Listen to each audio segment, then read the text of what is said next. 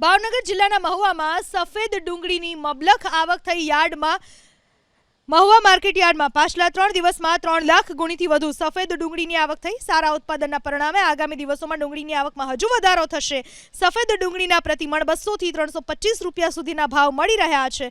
સારા ભાવ મળતા ખેડૂતો પણ ખુશખુશાલ થઈ ચૂક્યા છે। ભાવનગરના મહુવા માર્કેટિંગ યાર્ડમાં સફેદ ડુંગળીની મબલખ આવક થઈ છે। ખેડૂતોને તેના ભાવ પણ સારા મળી રહ્યા છે, જેના કારણે ખેડૂતોમાં પણ ખુશી જોવા મળી રહી છે।